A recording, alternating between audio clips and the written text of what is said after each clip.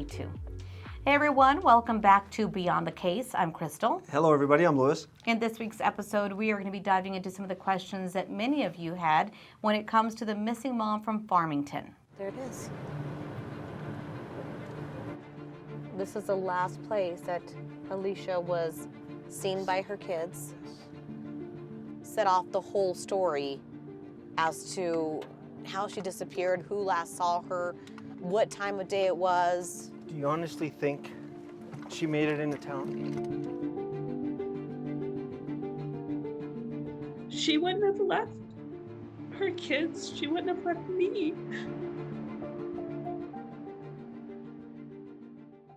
That's right, we're gonna focus on Alesha Brookshier that disappeared back in 2008 after having an argument with her ex-husband. That's right, and in this case, you might recall this appeared to be a little bit of a love triangle when it came to Alesha's disappearance. We spoke about her ex-husband, who she was living with at the time, and a possible boyfriend who she was planning to meet. The ex-husband had mentioned he was willing to let her go. The boyfriend said she never showed up. The ex-husband's statement, he saw her drive away. One of our main focuses in part 2 was Alesha's car. That maybe Alesha didn't have the vehicle all through 2008, 2009. Do you recall a couple that mentioned that Andre had asked them to hold that vehicle on their property? It makes no sense on why somebody would, store a vehicle with somebody else and then at some point ask to retrieve items out of the vehicle. Another individual gets involved and, at some point the vehicle mysteriously catches on fire.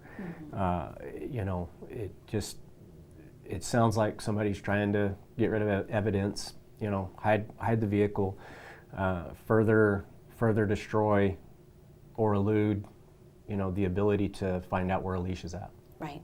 And when you say that individual, we're talking about?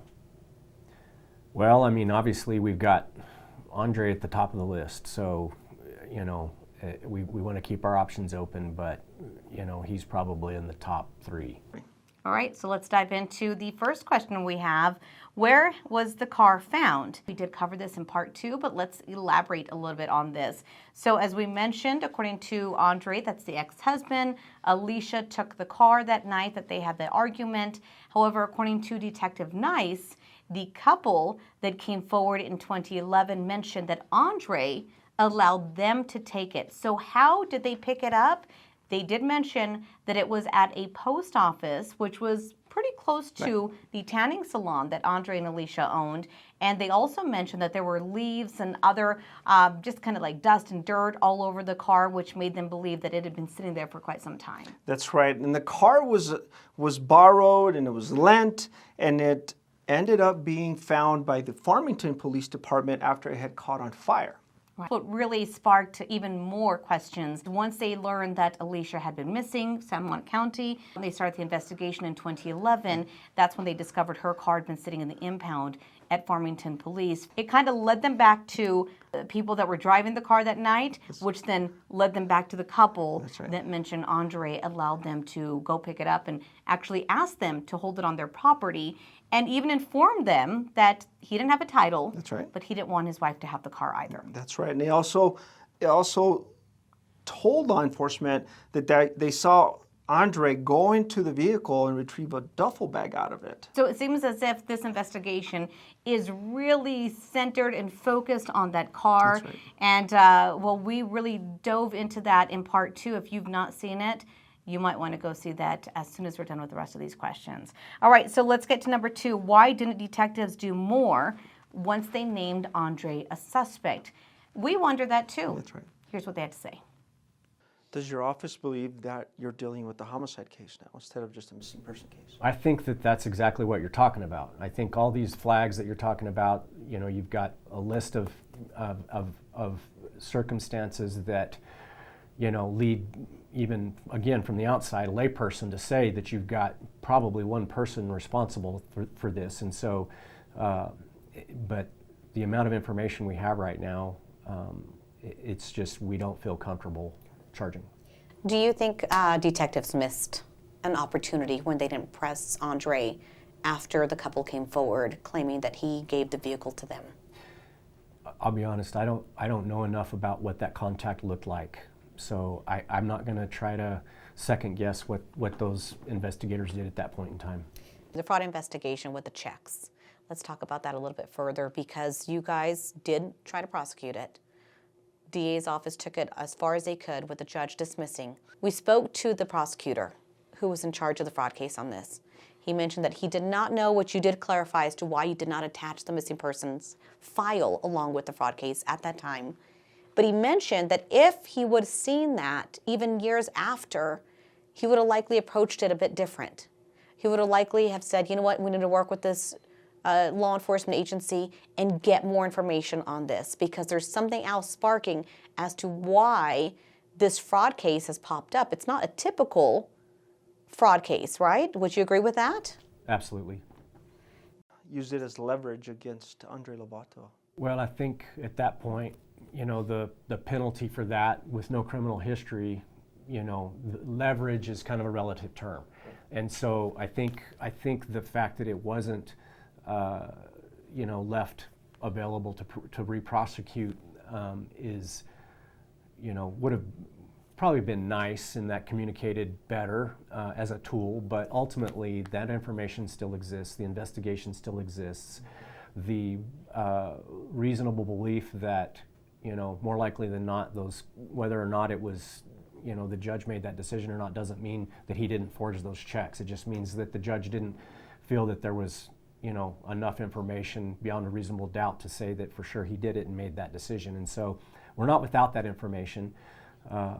I think that the usefulness of that is still there. Do you think it was a missed opportunity, though, to not push it forward after the car incident? That you guys, clearly that's a red flag. That Andre's story of her leaving in the vehicle, but then somebody else coming forward saying that Andre gave the vehicle to them, big red flag, right? Do you think maybe detectives should have pushed the fraud case through again to say, wait a second, now there's something bigger here with this fraud case? As far as the timeline, that could have had more value. The statement we have from Andre is a pretty blanket statement of what they were fighting about that night. Did you ever talk to Andre after you heard from the couple about the car to kind of question him about his recollection of Alesha leaving in the car? And then now this couple is saying that Andre gave it to them? Yeah, I did, but he wasn't really forthcoming about it. He was just pretty much like, oh, well, maybe I forgot, or I don't remember, or, you know, that way. You know, the problem with when you do an interview with somebody is you can't make them tell you. Again, here we are challenging what he said. He gave a very detailed handwritten statement years after Alesha disappeared. And then when there was that face-to-face confrontation, that face-to-face interview, his responses were very similar, that he did not remember. Now, I want to elaborate a little bit about that, because there were some other statements where he mentioned, I don't remember as well. Yeah. And that was when he, according to police, cashed checks that belonged to Alesha. Right. They were written out by Joe, though. That's right. And if you recall in the episodes, that when he was questioned, when he was confronted by law enforcement, and they showed him and they asked him, well, how did they get cashed? How did they get deposited? His response was something to the effect of, well, if they got done, then maybe I did do it. Right. Right. And so that way we don't have anybody questioning, maybe we are misquoting him. I'm going to actually quote what is in the police report really fast on that. So here we go. Lieutenant Tanner asked Andre if he had Alesha's driver's license. He said no. Her information was already on the check when I cashed the check. Lieutenant Tanner then advised Andre that this check date had been altered also, just like the check he cashed at Highway Grill. Lieutenant Tanner asked Andre if he altered this check also. He said, I did not alter it. Lieutenant Tanner asked, how did the checks get altered? Andre stated, I don't know how the checks got altered. He went on to say, I must have done it, I just don't remember doing it. Another paragraph later, Andre stated, I just don't remember depositing this check, he said. I know that's my handwriting, and I must have deposited the check into her account. I then advised Andre that he admits to depositing the check, and then he withdrew the money the next day from that same account that he deposited it into. Andre stated, I just don't remember doing that, but I must have done it. During that interview, Andre was asked if he had Alesha's ATM card. He said, I don't. I asked him then, how did he withdraw the money? He said, I don't remember. All right, on to our next question. Why aren't the kids talking with us? So we did speak to Alesha's daughter face to face. She did agree to do that. Once we did show up, she informed us that she did not want to do an interview with us. You could tell that there was a lot of raw emotion during that conversation when we met face to face. We did not want to push either of the children, so we just simply gave them the chance to speak to us.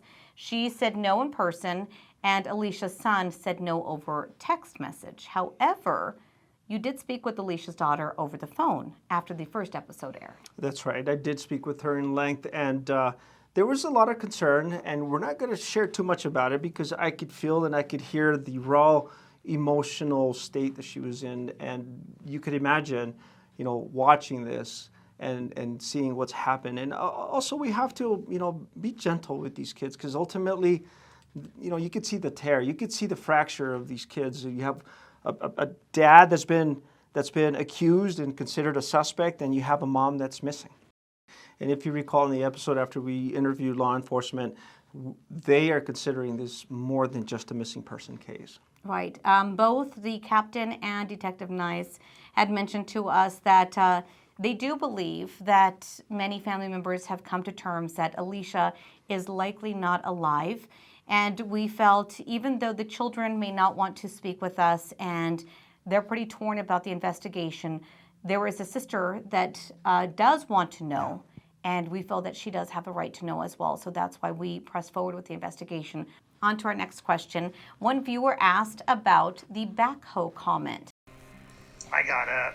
I was headed out to my truck, which was climbing across the parking lot. And I was walking out the door out of the Holiday Express underneath the canopy. I heard this truck. It was loud. And it was driving fast with the backhoe, and it was he was driving fast. And I could smell the brakes on the trailer like burnt. And he almost hit me. And I didn't know who it was at first, and then I kind of got mad, and I turned around and looked, and it was him. And he told me to stay away from her. That comment came in part 2. That was from Joe, the boyfriend of Alesha, when he mentioned that he came face to face, a little confrontation between him and Andre, who was the ex-husband that Alesha was living with. And he did mention there was a backhoe on a trailer bed that was attached to Andre's truck. So to answer that question, we have heard from several people, witnesses and family members, that Andre did, I don't know if he owned it, but he did have in his possession at some time a backhoe. That's right. And during our investigation, we heard all kinds of speculations, of rumors that, that there's the backhoe involved in a family property. As a matter of fact, law enforcement even heard about it, and they have some knowledge to it. Now, to give it credence, well, I don't think they have anything to go off on. Right. Well, in addition to that, we don't want to taint the investigation, so we're not going to mention what we've heard when it comes to the backhoe and family property. And it wasn't just one property, it was actually a couple of properties that they did mention, from witnesses to family members to detectives. Very similar stories that are going around at this time. All right, on to our final question. Do we believe the investigation was botched from the beginning? We do. And it's unfortunate that we have to say that, but we fully believe that something could have been done from the beginning of this investigation when Carrie, that's the sister of Alesha, called Aztec police and reported her sister missing. It was probably 6 months after she was gone that nobody had heard from her.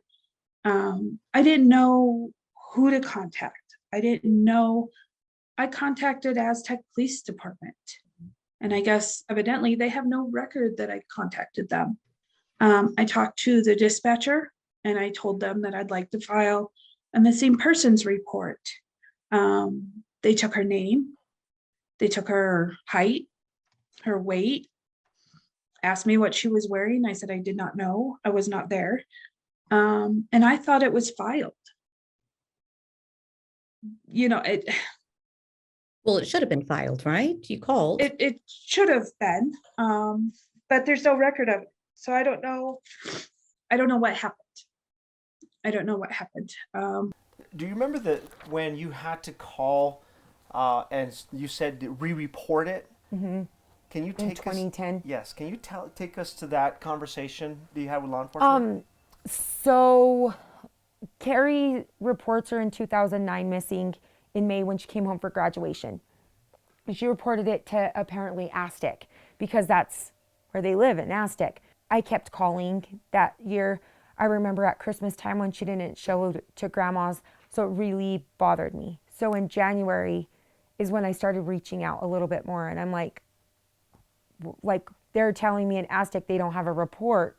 And I'm like, what do you mean you don't have a report? Like, this is the date she reported it. And then I finally got in contact with a friend that worked there, and she's like, the address is San Juan County. You have to report it to the sheriff's department. And so then I called dispatch and I'm like, hey, like, I need to report a missing person. And apparently I need to go through the sheriff's department. Despite the fact that they may not have lived in Aztec, I still believe that they should have done something further to help move this investigation along from the beginning, which was about 8, possibly 9 months after Alesha was last seen. That's right. If you recall in the episode that Carrie, the sister, was very adamant, and she gave detailed information about her sister to the Aztec Police Department, and nothing was done. Not until the Talia, the other family member, called to inquire about it, and she was told that they have no jurisdiction where the residence is, so you had to call the San Juan County Sheriff's Office. We did speak about this in length in, I believe, part 2, how we believe that if that report would have been taken seriously or would have been taken at all, then Farmington police would have known immediately when they found Alesha's car that it was the vehicle of a missing person, but they didn't. And that also potentially tainted evidence within that vehicle. This is actually what Captain Burns had to say about that. Unfortunately, you guys did not get the vehicle until, what, 2 years after it was found? I believe that's correct. And it kind of sat at an empty law enforcement lot, right? Correct. Windows open. What could that possibly do to the evidence inside that car? If there were obviously any blood evidence, or any DNA, it's all that's going to be destroyed or potentially destroyed. It makes it that much more difficult if there were anything of value in there. So it takes, it takes a toll when the weather, when the elements, when sun and heat, hot and cold, affect those items. It does make it that much harder to obtain forensic items. If you could see the disconnect in law enforcement from the Aztec Police Department, the Farmington Police Department, and then now the San Juan County Sheriff's Office trying to play catch up after all this time, and people had time to make up an alibi and make up great mental stories of what could have happened. As any detective knows, a seasoned detective would know, would make this case very difficult when you are so far behind in the investigation, which was stated from the detective who spoke to Alesha's son. You can hear that in part 2. Please continue to send us those questions, fire them off, because we might miss something. We might have missed something. It gives us a different set of eyes and a different perspective in this case. And again, the more that you watch, the more the episodes will be shared, not only across the nation, but across the world. That potentially could lead to a tip to bring Alesha Brookshier home. If you have not seen part 1 or part 2 of The Mom Mysteriously Vanishes, go watch that now. Until next time, this is Beyond the Case. What do you need in this case? What do you need for probable cause to get an arrest in this case right now? I think that looks different for every case, and I think that you could probably come up with a handful of scenarios that would push this over the edge. Obviously, a confession from somebody would be huge. I think information is to say that they saw or heard something would be huge. A good witness statement, something that we could corroborate, right? We get 2 separate sources of information from saying the same thing, but that they don't know each other. That would be huge. So, a location. If we do have a body somewhere, that would be huge to be able to, review the condition of a found body, so that we could, God forbid, if she is, not with us anymore, that we could investigate that. So again, I think that looks like, numerous things: an additional forensic review of cell phone records, and the conditions of the cell phones may yield some results. And so I can't say that any one specific thing definitively would push us over the edge. I think it would. I think it could be multiple things or one very big thing. What would you say to the family members that are still looking for Alesha? Keep looking. Keep doing what you need to do. Keep the case open. Try to find another detective that wants to look into it, or that wants to, I don't know. That's me, if I had a family member that was missing, I don't think I would ever stop until, I didn't have any breath left in me.